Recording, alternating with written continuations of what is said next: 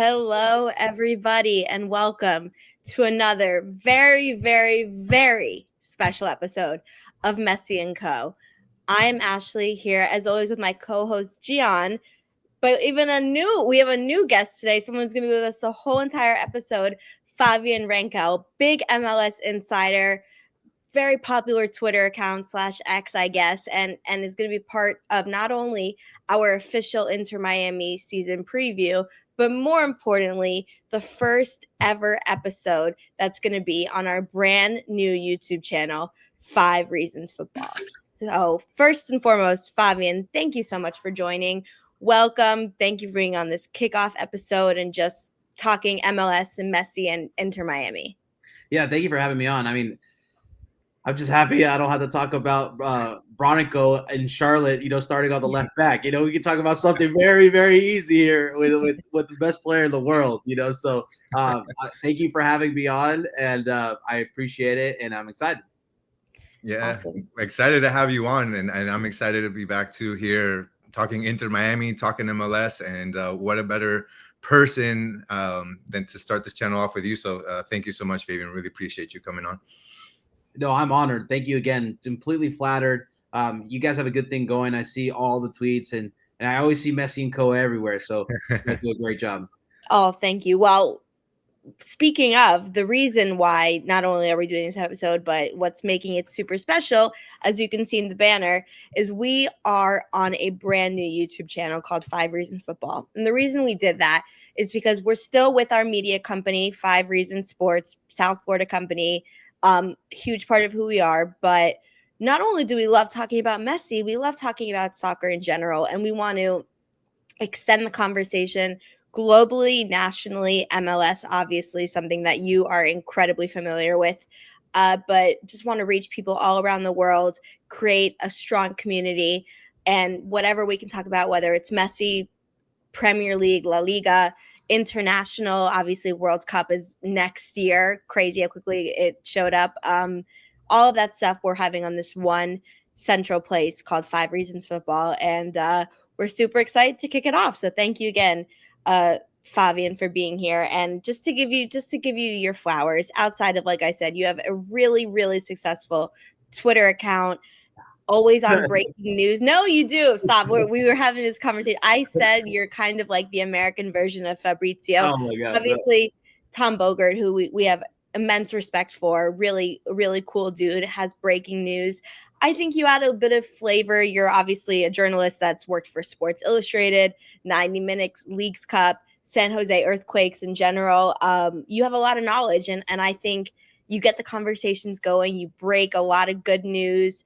You have people interested. You bring in the passion to American soccer and MLS, and I think it's really exciting. So yeah, just thanks again for being here. And you can just give a little plug, give a little shout out about what you do.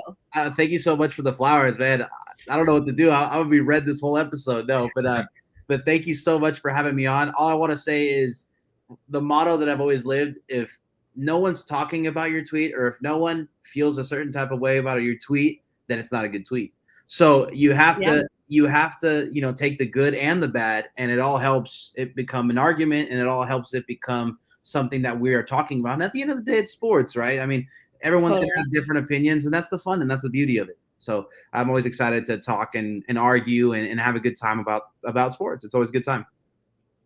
I love it. Awesome. All right. Well, speaking of arguments, and the most, maybe, I don't know if controversial is the word, but the most talked about MLS topic, person, player, subject is Messi. And this is obviously called Messi and Co. So our first question to you, the hard-hitting question, how would you describe the Messi effect starting in, 2023 when he came, or 2024, no, 2023, it's 2025 now, sorry, 2023 when he joined in July to now? What has been your opinion on not just the Messi effect, the players he's brought, the interest he's bought, the controversy, the team, all of that stuff? I'm curious, just like, what is your bird's eye view of it? So I kind of have something in mind that will get everybody to hate me on the show already. But Bring it. It's not. This is not the Brad Guzan effect, like. No, seriously. Too soon. Yeah, right. What it is to be a Niner Miami fan, where you have every trophy in your possible, so or at least in your sights. But no, the Messi effect has been a good one. Okay, I'm gonna say it's been good, not great. I think it's something that we, I want to almost say that he might not be the best free agent signing ever for North American soccer. I think people talk about Pelé a lot, about how much he did for the game and how much he did for the sport in the United States. And I personally have not yet seen that from Messi. Yes, the hype is there. Yes, people want to go see him. But the way people just romanticize going to see Pelé as a kid, seeing Pelé play in the West Coast, seeing Pelé play in almost every game is something that is very, very romanticized. And I think the Messi effect has been good, but I think it's also tarnished his reputation a little bit. Him The injuries not have made it difficult, yeah. Yeah, him choosing not to travel to many places it's Messi. His reputation is always going to be Messi, right? But him deciding not to travel to a lot of West Coast places has left a really bad taste in a lot of MLS fans across the league. And also, Miami getting everybody to pay for his salary, a lot of people have a bad taste because it's like, hey, man, like we get a game against Miami, but we don't get to see Messi. And then the All-Star game comes around, and then he's on a yacht outside of Spain instead of at the All-Star game. So it's been good. It could be a lot better, though. Yeah, I mean, I can't disagree with everything that you said. I do think, obviously, in general, I think Messi has been a good thing for the league. But, a lot of things, especially spoken on Twitter from fans and things that they've shared, it's like, they're expecting Messi to show up at every game. And I can kind of understand that part. But at the same time, I think it's more about the league in general and them not requiring the communication that maybe they want before each game to kind of, bring down those expectations. It's not like the NBA, where the NBA is asking ahead of time who's going to play, who's not going to play. So I can kind of understand where you're coming from, but I think this is more on the league and them setting the expectation on teams on really communicating what players are going to play and are not going to play. On the other hand, I think Messi, like, he's been able to bring light onto this league and bring players that I think that probably wouldn't have shown up to this league if it wasn't for the fact that he's been here. You're talking about young players like Diego Gomez that maybe wouldn't have been here. You talk about other young players from South America, players from Europe that are coming here to kind of respice their careers and that sort of thing, knowing that all eyes are going to be on this league. So I think that in that capacity, I think Messi has really done a good job of, him maybe being the quiet type and maybe not trying to be in the limelight. Just knowing that he is in this league, I think has kind of brought a lot of attention to it. And really why MLS went through kind of the hoops of trying to get Apple and Adidas and that sort of thing to kind of front the money for this type of player, knowing that it's more about the future. They'll have the short-term investments coming in, but kind of making it a global league. And that's why you see some of these tours that like Inter Miami is doing. It's not just for Inter Miami. I think for MLS in general, it's bringing a lot of light and a lot of visibility that they otherwise wouldn't have had. But I can definitely understand some of the frustrations, especially from those that are maybe not Messi fans to start with, and maybe like the Cristiano Ronaldo. Yeah, we're South Florida, we're lucky. Yeah, we're lucky, but at the end of the day, I think whether it was Cristiano coming here or Messi, those two guys were really big world-class players that I'd be happy to have either of them. In this case, we have Messi. Who knows if Ronaldo ends up coming. Yeah, look, I completely agree with you. I think he's brought a lot of guys to the league like Langoni, Hernan Lopez, all these Argentinian young players that have looked at this league differently. And you know what? He's actually, I'm going to say this, I think he's actually helped a lot of transfer fees for Argentinian players going back to the Argentinian league. Like, look at Velasco being $12 million. That's insane. It's because a lot of the Argentinian people actually watch these games so that they have a love for Velasco, or they have a love for Lucho Acosta, where they're actually household names nowadays, and they want them to come into the Argentinian league again. And you're seeing that with Driussi and everything. I do agree with you on that standpoint, because I don't think Langoni even touches MLS from Boca if Messi's not here. So no, 100%. Another thing though is, I don't know, Messi has a private jet. He doesn't have to go on the boat.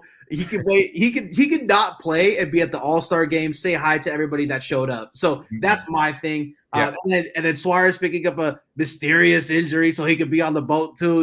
Hey, boats are slippery. I don't want my injured players to be on boats. That's what I'm gonna say. But I think we're seeing a little too much of how the sausage is made, so we can't enjoy the sausage, right? So it's like, like, Messi, do you really got to post that boat? Like, if you don't want to go, just don't post the boat, or like the pizza, like the famous pizza.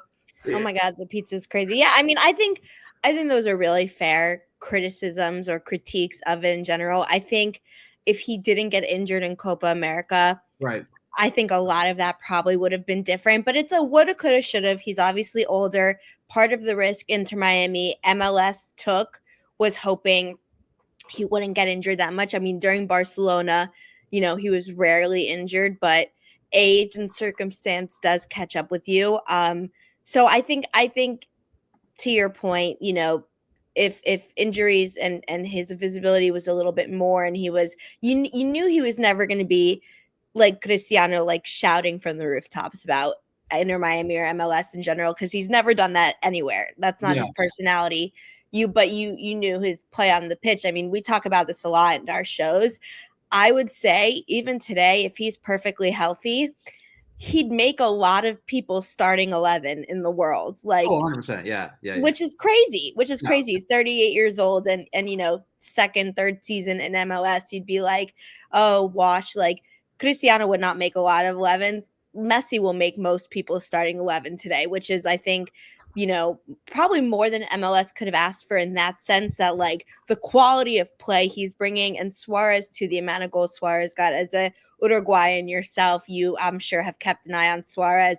The level of play all four of the Barcelona boys have brought to MLS in general, to me, has been very impressive. And I'm obviously biased, but it's a high quality of play we're getting, more than 100%. I think people 100%. thought. Yeah, look, I have a funny story about Suarez, and I'll tell you guys that in a second. But on this question alone, I wish Messi brought more of the American sports fan to MLS instead of getting the world soccer fan to watch MLS. And this has to do a lot with, I think, the Apple TV deal. And I've always said this, but I almost feel like ESPN has been very, very, I don't want to say catty, but very, very, can I say butthurt? You can say whatever you want. They have been very butthurt that MLS went with Apple, and you don't see any MLS on top 10, top 10 Sports Center. You don't see any MLS on any of their ESPN shows being talked about. Maybe one time when Messi was signing, but it's not capturing the American sports fan. And that is the main target audience, in my opinion, that MLS has to go for. And don't tell me that, Americans don't like the best of the best, because college football gets crazy numbers. And don't even get me started about who watches college football, because I don't get it. No, I was kidding.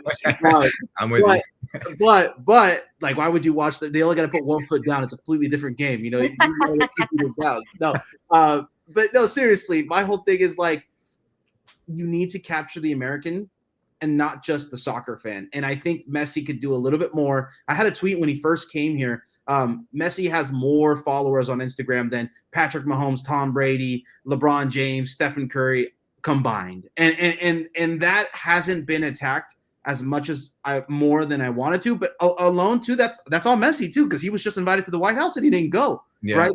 So personally, I think there's been a couple missteps in his career in MLS. He can get away with it because he's Messi, but that's for me. That's why I think it's good and not great. But also, if he gets us into Libertadores, and no one's going to admit that, it's because Messi's in the league. But if MLS gets a place in Libertadores forever, this transfer is a success no matter what way you want to put it, because that's going to help out the just all the clubs getting known with the MLS clubs, and you're going to see, like you were saying, Gian, more players from Argentina come to MLS. So that alone would make the Messi move worth it. But I want to say this about Suarez. You were Uruguayan. My parents are both from Uruguay. But you know how pissed they were every time Suarez got on the field over Campana? My mom's the biggest Campana fan. And she's in Uruguay right now. I'm going to break the news to her that Campana's not on the team anymore on the first game of the season, and it's going to be horrible. And Suarez doesn't do anything for Uruguay, but when he's with Miami and Messi, they go on boats and they score little goals, But that's just a funny story. But every time I get the Suarez comparisons to me being Uruguayan, I always think my mom just yelling at the screen. He doesn't do anything, So yeah, your mom is not the only one that it hit her hard. Definitely hit Ashley very hard. Maybe not for the same reasons, but not for the same reasons. I'm gonna just miss looking at him. No, but I think having that perspective and like we said, we have like rose-colored, like pink tinted glasses, right? Like we're Inter Miami fans. We live in Miami. We've also only had this team for 5 years. Like we've been very, very spoiled, and we can understand Messi optically. There's still questions to be asked. I will say, I think not only is he definitely playing this full season in the Club World Cup, as you, I'm sure, also know with your sources, he's like 99% re-signing for 2026 with the idea that at the very minimum, he's going to play through the World Cup. And so, we expect to see at least another season and a half to 2 full seasons of him in MLS and hoping to still stay at that level, because he's, the plan obviously is, unless barring catastrophic injury, he will be representing Argentina and will be starting in the World Cup next year. So that there's still a story to be written there, right? So we'll have to wait and see. But outside of just Messi, and I'm really glad you gave us your thoughts and perspective, I think it's super important. We are an Inter Miami podcast as well. So we want to talk about, as this is an official season preview, we want to talk about the signings and the coaching that has now come to Inter Miami. And Gian, I know specifically, has been following a lot of this and has his thoughts about Mascherano and about the new signings. And I'm curious, as an MLS insider, what your perspective is too. So Gian, you can kick us off. Yeah, of course. So, kind of looking at this team and seeing how it's evolved over the last 5 years, going into its 5th season, and looking at the coaching and how it started. We had Diego Alonso, you go to Phil Neville, then you go, to Tata Martino, and it's really Diego Alonso, yeah. And we're looking at Mascherano, and I'm kind of looking at his resume and trying to figure out, is Mascherano really the right direction for this Inter Miami team that seems to have been evolving in its coaching, right? So you look at guys like Diego Alonso, who had experience, Phil Neville, maybe not as much experience, but still early on in the club's history. But then you go to Tata Martino, that has an MLS Cup, that coached big teams, Barcelona, that coached national teams, Mexico, yeah. And he comes in with a really nice resume, and he's done a lot. And obviously you bring him in as soon as you got Messi coming in here, and Suarez, Busquets, Salva, like world-class players. I think however you feel about that, the Martino requires a world-class coach, and he's a world-class coach. So then I look at Mascherano, and that was quite a surprise for me, seeing him be named the next coach. I know that nobody can really question his club career, right? He's one of the best defender midfielders during his time, second most capped player in Argentina, played for Liverpool, Barcelona, won La Liga titles, Champions Leagues. I mean, from that aspect, I think there's no question that he was a great player. But do great players always make great coaches? So, let me look at his coaching career, which is very limited. Coached the U20 team for Argentina, the 2024 Olympic team. No real, titles or that sort of thing. And I really am trying to think, other than the fact that he does have some experience with some of the young guys that are on this Inter Miami team, like Cremaschi, Facundo Farias, Federico Redondo, and Aviles. And I know that Inter Miami is kind of leaning on a lot of building up the young guys. We've seen that with some of the signings that they made as of late.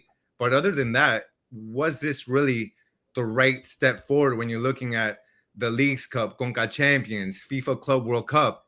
Is this a step forward in coaching for Inter Miami, or was this a step back? Was it the right decision? I'm still on the fence. I have a bit of a stronger feeling towards one side more than the other, but I'd love to get your feedback. And you have a lot of experience and you're covering MLS and coaching decisions and that sort of thing. How do you feel about this Mascherano decision? Was there enough there other than really the relationships that he has with some of the guys on this pitch, specifically Messi, who we know really probably does get what he wants on this team? Is there another reason why he's on the team? Look, I'm just shocked. I want to see his resume. I don't know how you make a resume with one job, personally, and a job he didn't do very well at. So I just want to be on that boardroom meeting and with Jorge Mas kind of looking at. I need that word template. Yeah. Yeah, exactly. Because I need that. I need to get a job. No, that was a Chat GPT. Yeah, it honestly wouldn't even know because he didn't win anything. No, on all serious note, I was a big Tata fan, and I was a big fan of him winning the record.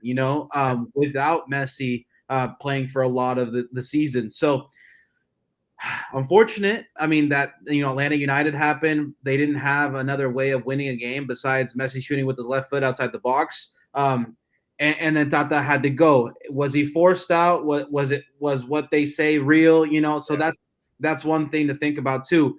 Now, Javier Mascherano didn't really do much because the U20 World Cup was Argentina actually didn't qualify. I mean, they moved the World Cup from wherever it was, I forgot it was, but they moved it to Argentina and then made Argentina qualify for the World Cup. Yeah. So he didn't get them there.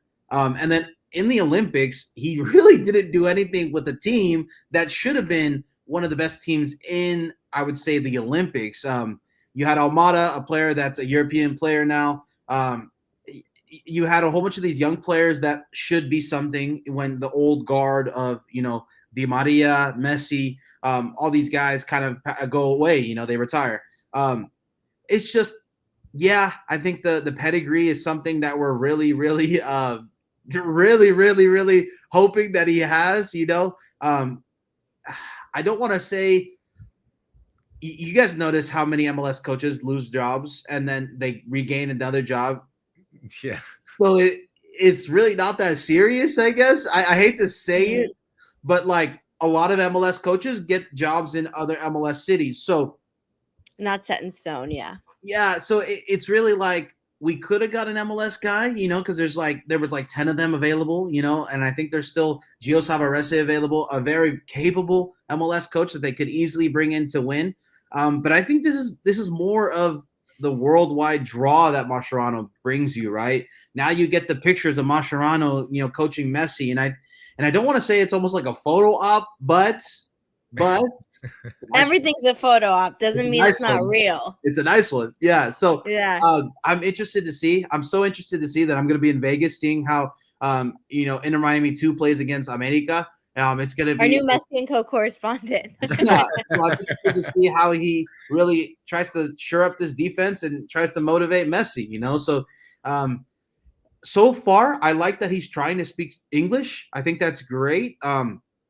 Even I believe someone reported this, but even asked the question if he was right when he was saying something. So I like that type of ambition. I'm going to say this. If you don't speak Spanish for Inter Miami, your days are numbered, and the GAM counter is just going up. That's for sure. So, Robert Taylor, Drake Gallagher, I'm looking at you. No, no, it's fair. As a media member, I understand the struggle of not speaking Spanish fluently. But all right. Well, so the jury's out. At least I'm not crazy then, because I was definitely questioning the move. I'm sure I still think you're crazy. Yeah, well, I'm for other reasons. Didn't do much for the U20 team for Argentina and in the Olympics. So you could have got Xavi. I thought Xavi was a better candidate if you wanted that pedigree. But Mascherano was one I wasn't expecting, to be honest. Yeah, no, and Xavi was one that was a dream for me as well. Seeing him at Barca, I think over there he didn't get as much kudos as he deserved for some of the things he did more not so surface level. But yeah, I thought that was kind of to a me, question. this coaching move seems like they're ready to churn out Redondo. They want to make sure Redondo gets the most playing time and the highest price tag possible. And I think this is a coach that could do that for them. I don't think it's maybe the best winning coach because shoot, you're in Miami. You could have got Jardín, literally the America coach, the best winning coach in North America to play or to coach your Inter Miami team with Messi. So I don't think Messi's biggest thing is to win with this coaching hire. Yeah, I could definitely agree with that and see that, especially when you have, you have Leagues Cup or Conca Champions, but when you have the opportunity for a vacancy at a coaching job that has Messi going into FIFA Club World Cup, that's a big deal. Right. And to your point, like you can get plenty of big names. That's a very attractive job. So I almost wonder maybe what other names were just left out there and how much of this was a Messi decision more than anything as to who he was comfortable with. As we know, he likes to bring in his friends, and but Messi we'll and see. Co. That's why our name is and Co. Let me tell you this: you could have got Dano Ortiz, Messi's biggest fan. Well, the jury's still out, right? Like, to your point, MLS coaches, I think Mascherano is going to have a much shorter leash than Tata had. You think so? Yeah, I do. I think Tata had a lot of pedigree, and I mean, Messi was still it was his first coach at Inter Miami, and I think now it's a shorter leash. I'm hoping it's successful. But I think if you see early on, if we get knocked out of, one of the cups we're looking for, or if our record isn't looking good with or without Messi, we may see a shorter leash. That's just my opinion. I guess we'll wait and see. Yeah, I mean, he's taking over a team that just won the Supporters Shield, and that basically Tata left set for him on a table on a silver platter, like record breaker. So I do agree. He's definitely, I think he has a shorter leash, and it's interesting also to kind of see. With that, the signings that we're starting to see under Mascherano and see some of the guys that have left. You're talking about guys that are very, very important to the team, like Diego Gomez, who was a huge signing for them and then ended up going into the over to the Premier League at Brighton. Guys that were especially important in the midfield, in the attack, Matias Rojas. So I think that what we've kind of seen so far with Mascherano is him kind of filling in those gaps with really important players.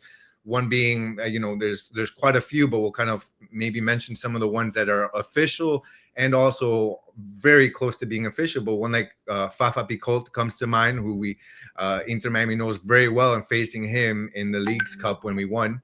Telasco Segovia, the Venezuelan international midfielder that plays in Portugal right now, who is a really good attacking midfielder. So we kind of see some attacking players there that are really filling in some of those voids. And then Tadeo Allende from Celta de Vigo, and then Maximiliano Falcón, who's a defender, a really important guy from Colo Colo that's going to be a really good fit, I think, in Inter Miami, especially.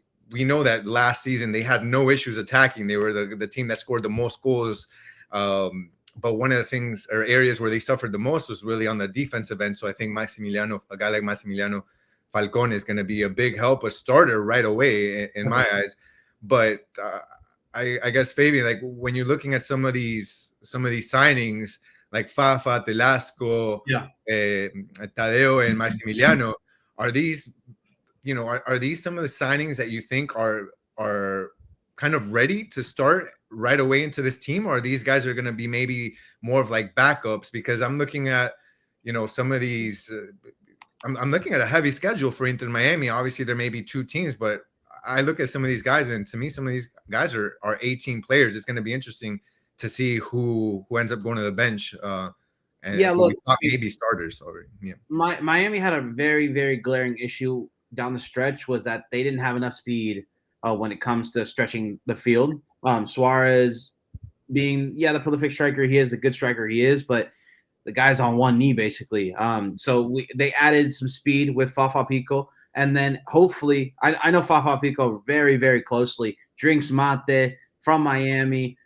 He knows like 8 That's an entry level requirement. You have to drink mate, or else you're not allowed in the building. No, but 100%. I used to have a show called the Mate Soccer Show, and I had him on talking about mate. So it was something that he was very proud of. So I was like, oh, that's a perfect fit. Like they're going to be like, Fafa's basically Uruguayan or Argentinian. So I think that if they got him on a cheaper deal, which I'm assuming they did, they got him on a lower salary than what they would get him on the market price. I like the deal. I think that's perfect. You bring on a winger that's a lot cheaper than Rojas. Maybe I actually like Fafa because when Vancouver played Miami, Fafa was the main guy just torching Miami and that speed. So I think they like that a lot. And to say that's probably going to take over the Rojas role, I think he's going to come off the bench. Segovia, to me, I watched some highlights on him. He looks like Gomez, but maybe a little saucier with the ball. He likes to be a little bit more attack minded type of player compared to Gomez. Gomez always got open in space and always shot. So expect the same from Segovia. I think that's going to happen. He currently has 2 goals in the Portuguese league. So that is something. Gomez had 3 last season. So it's something that you might see exactly the same as in Gomez. Falcon, he's a little bit of a crazy one. You need that in the back line. You need that with Toto. I mean, Toto is very hot-headed, but maybe you need some more dog in him. And I think Falcon is going to be able to teach him that, or he's going to have that on that side. Reminds me a lot of Diego Lugano. If you guys used to watch like Uruguay games, Paso Jose Maria Jimenez, that type of Uruguayan defender that's just gritty, right? That's what you need. So I like that one a lot. I think he's going to walk in right into the starting lineup with Aviles next to him because you're not giving up on Aviles. He was a big transfer fee. So in my opinion, Martinez's loan ends in the summer. So you slot Falcon in and Aviles there on the side of him. But yeah, the other transfers, Miami's in a weird spot. I mean, you're Inter Miami. If you really want to get any single player in the world, you could. So the only thing that holds you back is the MLS roster rules. And I'm a huge fan of Facundo Farias. I think Farias, if healthy, should be starting for this team.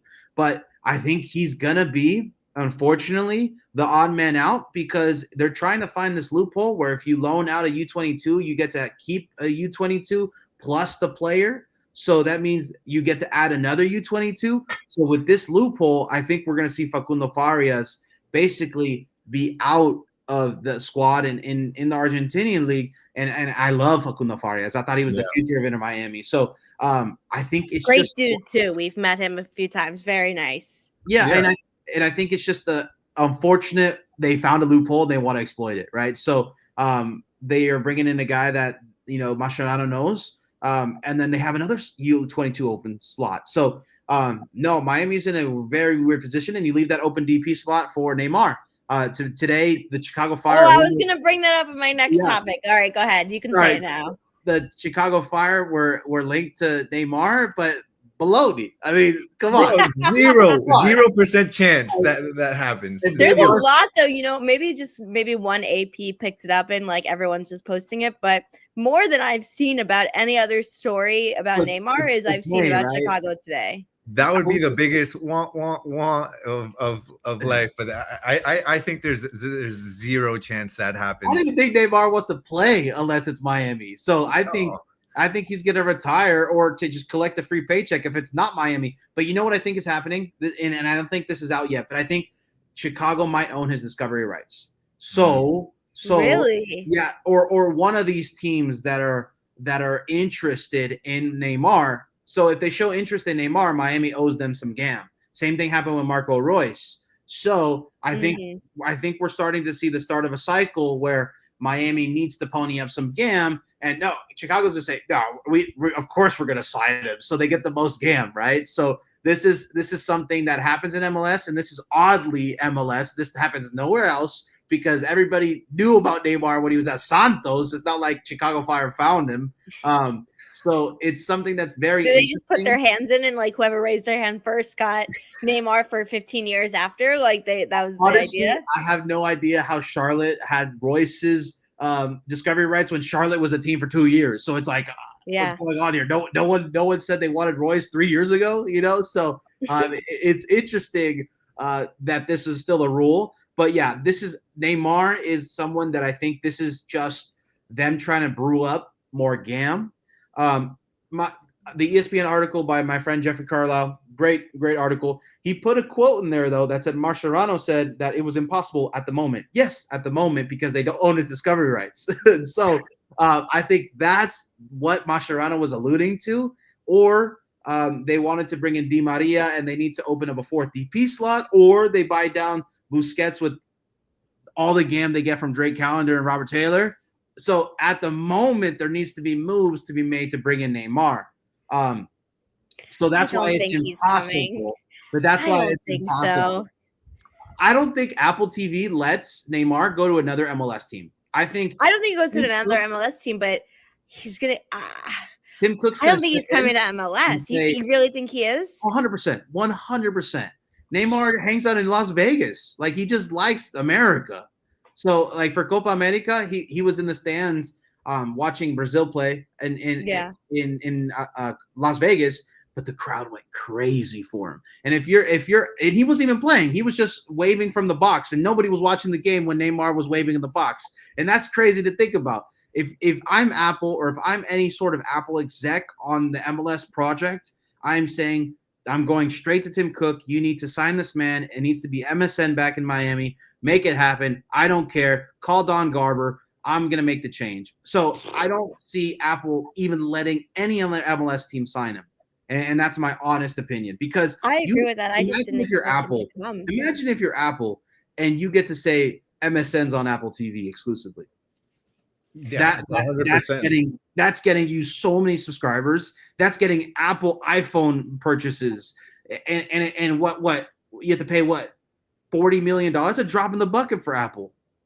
Yeah. I will also say, just you touched on it earlier about just in general Apple and ESPN and like whether it's worked or not worked. I think Apple does have a lot of work to do for the American market.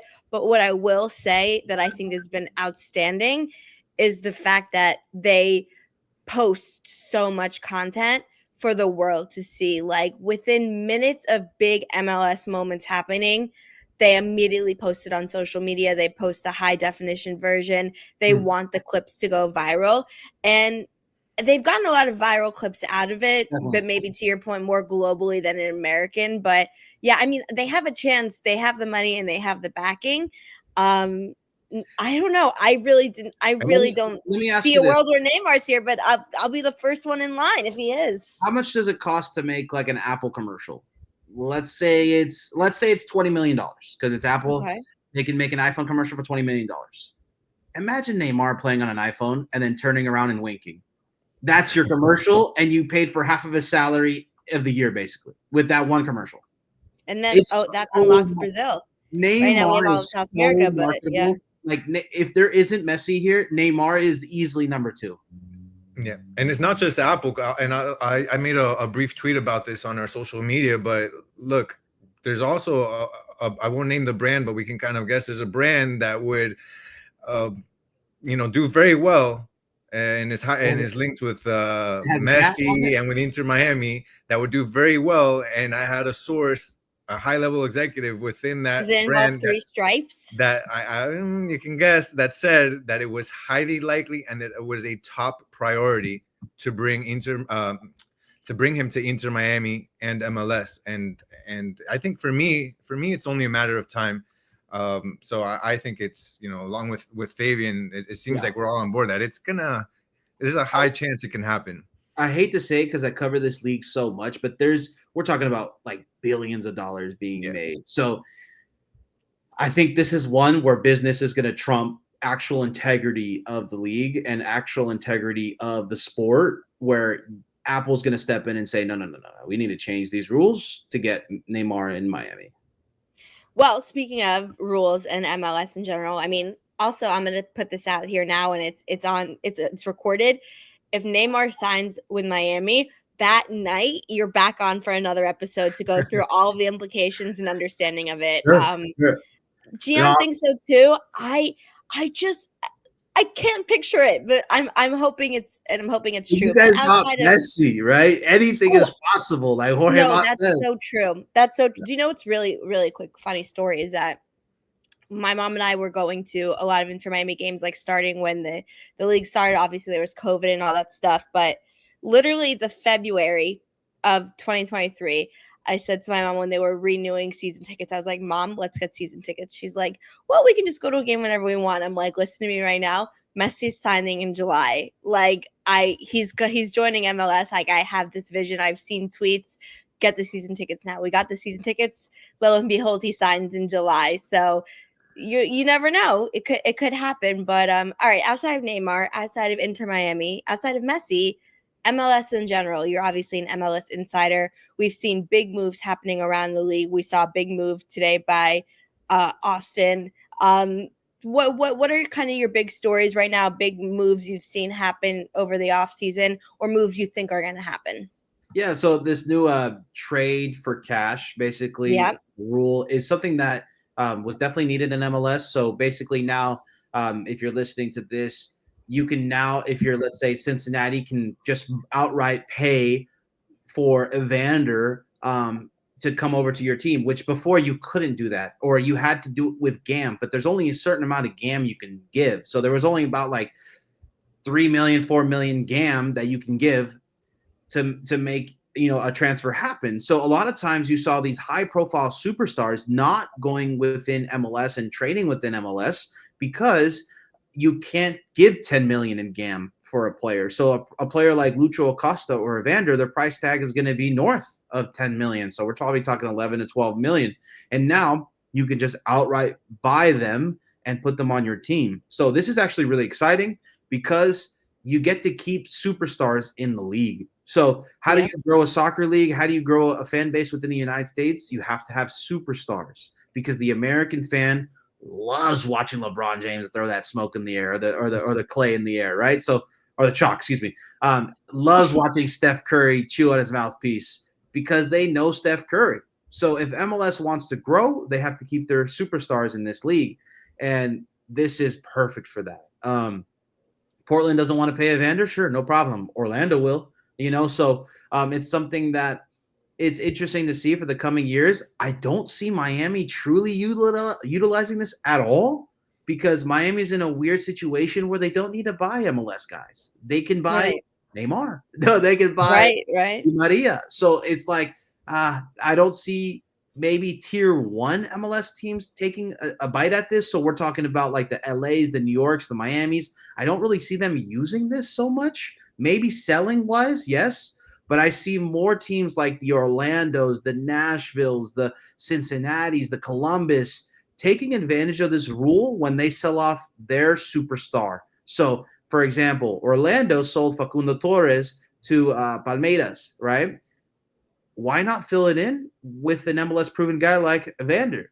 So you get to bring in a guy who's an MVP candidate for the same maybe 11 million, 12 million dollars, and you're set. You have an MLS superstar, so you don't have to take a chance on a foreign player again. You could take a known commodity. So that's why I think you're going to see more DPs be traded in this league. So Evander, Lucho Acosta is a weird one for you guys.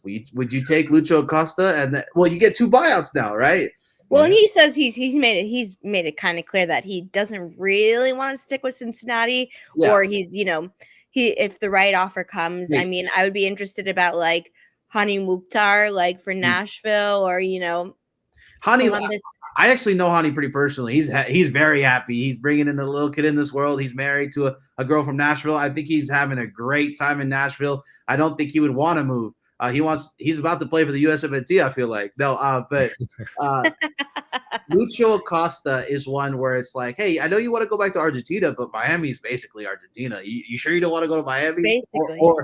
So that one's interesting for you guys. But what's going to happen is basically you would have to take on the transfer fee into the part of the salary. So this is why I only see DPs moving for this or U22s, because the transfer fee you paid gets cut into the salary. So let's say Lucho Acosta makes $6 million a year. You paid $10 million for it. Now you cut that 10. He has 2 years left.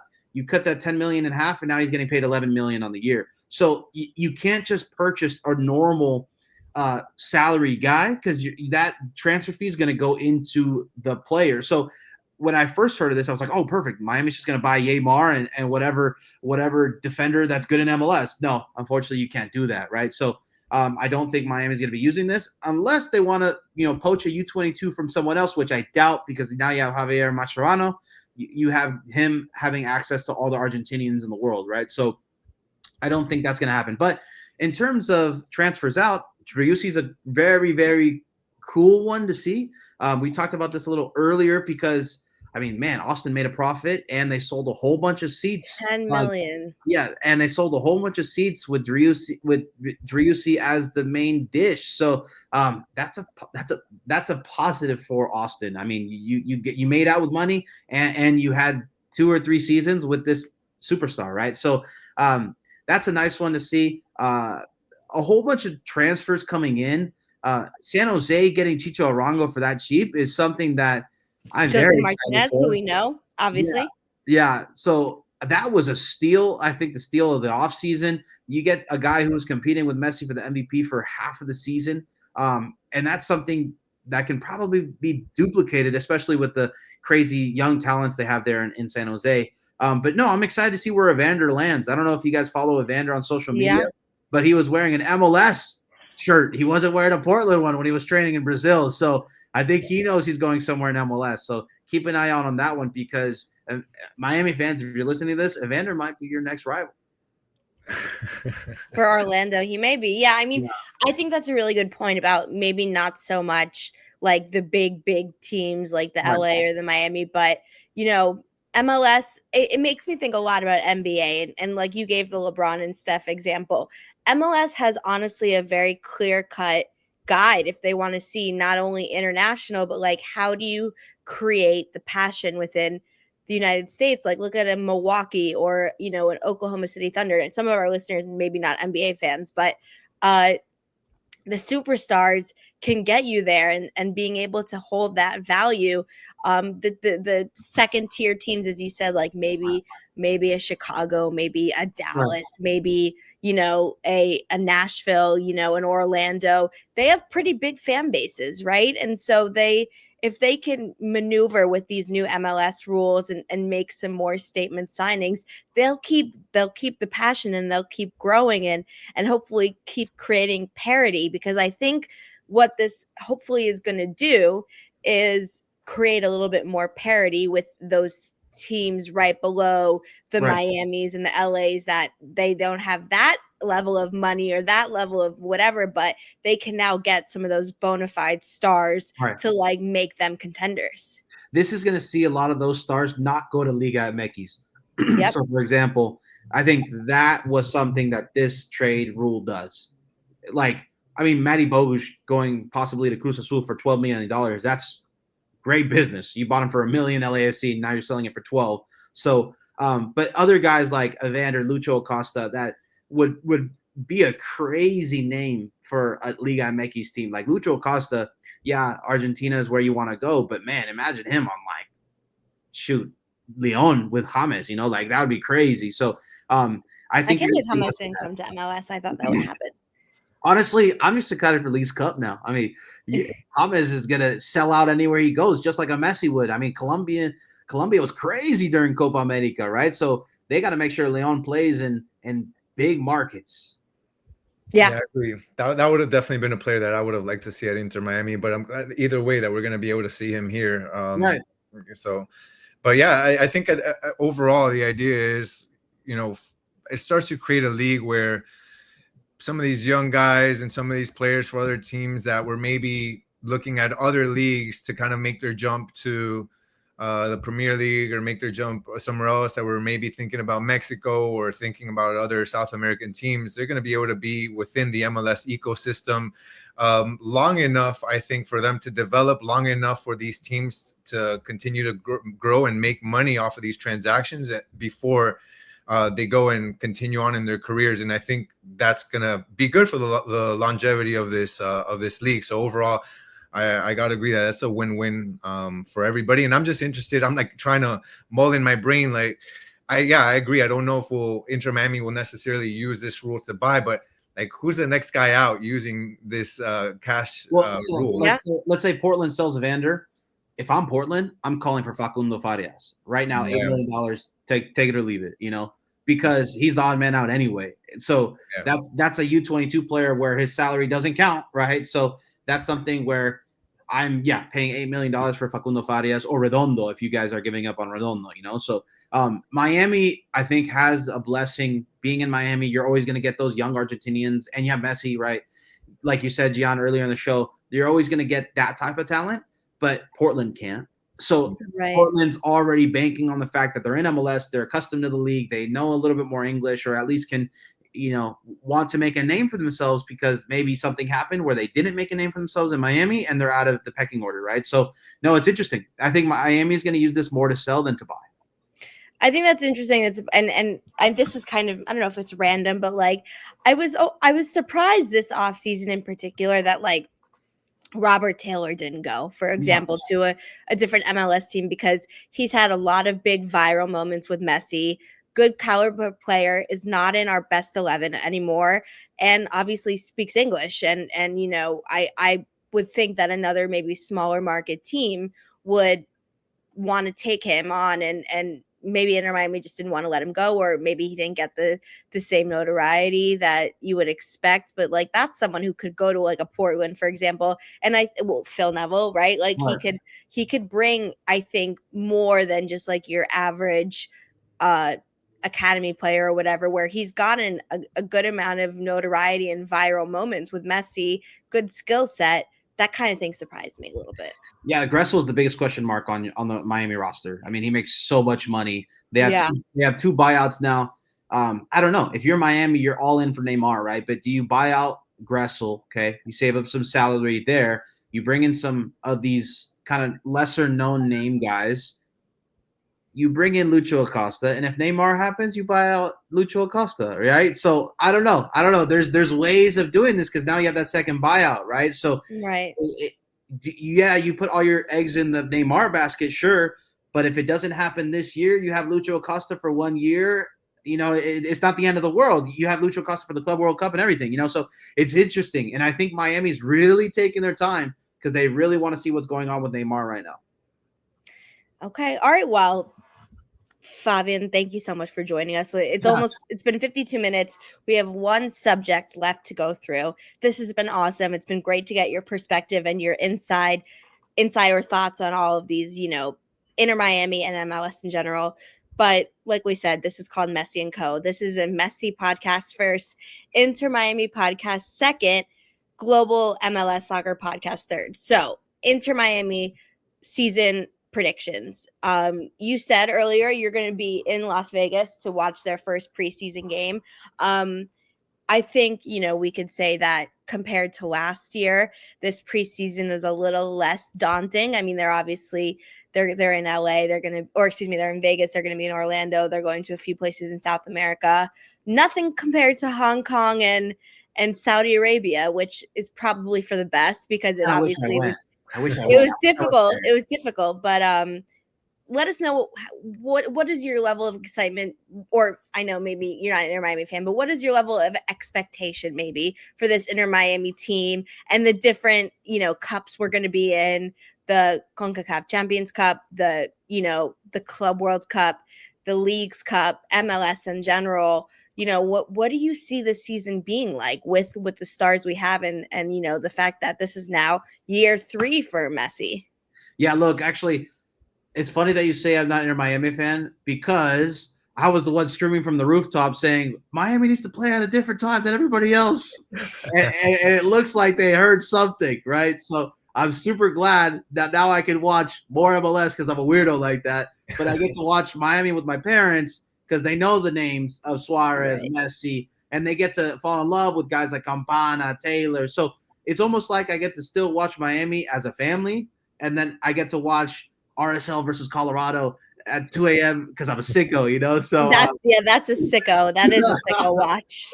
But what I was gonna say is, I think if Miami wins one trophy this year, just one, not the Supporters Shield, because I don't even know if that's a real trophy because they weren't allowed to pick it up, or Cincinnati had to drive it down. I don't even know Don't what's let going us on start with this that. conversation It's again. not a real trophy, so you're So, good. if they win one trophy this year, it will be a success. And I think that's MLS Cup, Leagues Cup, or Champions Cup. I think, Club World Cup too, but that was a far-fetched one. But if they win one of those four, this season is a success in my opinion, because it's hard to win MLS Cup. It's hard to win it. And the Galaxy kind of showed that last season. Just the Galaxy were killers. I mean, Ricky Puig, Gabriel Peck, Paintsel, plus Yoshida. They had so many pieces. Heck was and, excellent, yeah. And they had pieces to win now. It wasn't like you were trotting a 22-year-old. I mean, Cerrillo was 24, but still, you're not trotting out a 22-year-old Federico Redondo out there. You know, it was a different mindset. They didn't go out there with the mindset that we're going to sell this guy for some profit 2 years later. So I think MLS Cup is just so hard to win. You might be able to win Champions Cup because Messi, for some reason, does very good against Mexican teams usually. It's something that I see them more likely winning Champions Cup than I see them winning MLS Cup personally. Yeah. Okay. I mean, I'll jump in and say this. I think that I agree with you to a certain extent, Fabian, with if they have to at least win one, but I'll take it a step further. That one has to be either MLS, Conca Champions, or FIFA Club World Cup. I'm not happy if they're winning to the fake one, the Supporters Shield, which we both know is fake, or the Leagues Cup that was non-existent a few years ago, and we know what that is. To me, this team has already won Leagues Cup. They've already won Supporters Shield. When you have the type of players that you have on this team, the investment that you have on this team, I think that it demands big expectations. And for me, again, it could be one, like you said, but it's got to be Conca Champions, MLS, or Club World Cup. If not, I think it unfortunately would be a failure for this team. Wait, what do you mean? Leagues Cup trophy is the biggest trophy out there. What are you talking about? You put a baby in It there. was awesome when they won it. Like when they won in 2023, it was such a fun ride, and like it was such a bang start for Messi and MLS. Like, Leagues Cup was very lucky that was year one. Look, and I'll say I'm saying this about Leagues Cup. Yet one of the top trending videos on our 5 Reasons YouTube is me with my shirt off celebrating at a bar, the Leagues Cup, and I didn't realize I was being filmed as I say that. That has 50,000 views and counting, maybe. Yeah. It's incredible. Hey, after this live stream, count that 51,000 or 50,001. All right, I'm gonna go watch that. Honestly, we should move it to the new channel to get our subscribers up immediately. But no, I think it will be interesting as the season unfolds to see what success looks like and what trophies look like. I will just also say I disagree about Supporter Shield. It's the same thing as the Premier League. It is the same thing. The one with the most points wins the Premier League trophy. What's the difference? Anyway, we can have that debate on another day. That's like an hour. We can have that debate on another day. MLS, you don't play everybody at all. So that's one thing. Well, yeah, all right. Well, let's not end this on a bad note, Favian. We've been having such a good time, but yeah, it will be really interesting. I think Club World Cup. Like, are we beating Real Madrid in a final? Probably not. If that happens, I'll be shouting from the rooftops. I think CONCACAF Champions Cup. I would like us to win it. We should definitely make it farther than we made it last time. MLS, same thing. MLS Cup. We should have won this past year. I expect us to be competing for it next year, or this season rather, and it'll be really interesting. But you know what? This was awesome. It was so great having you. I couldn't think of a better way to start this channel off. We'll probably have you on again when there's more news. And like I said, the second Neymar signs, I'm sending you the link to that's second. But it's going to be a really fun season. Have a fun time at the Las Vegas game, at the preseason game. Let us know how Messi is and what you think. We're just getting started. We have a big MLS season ahead of us. A lot of soccer to talk about, a lot of Messi to talk about. Make sure you follow Favian. Give yourself a shout out. Give yourself, give your plugs right now so that everyone can know how to see your breaking news and your opinions about MLS. Yeah, follow me at Favian Renkel on Twitter. Sometimes I use Threads, or Instagram too. But yeah, you can follow me at Favian Renkel with the V. Thank you guys so much for having me on. It's a true blessing and a pleasure to be here, and I'm excited to see where the channel and the new show goes. Awesome, thank you. Thank All right, you. well, for this episode of Messi and Co., I'm Ashley. That is Gian, and that is Favian, and we will see you next time.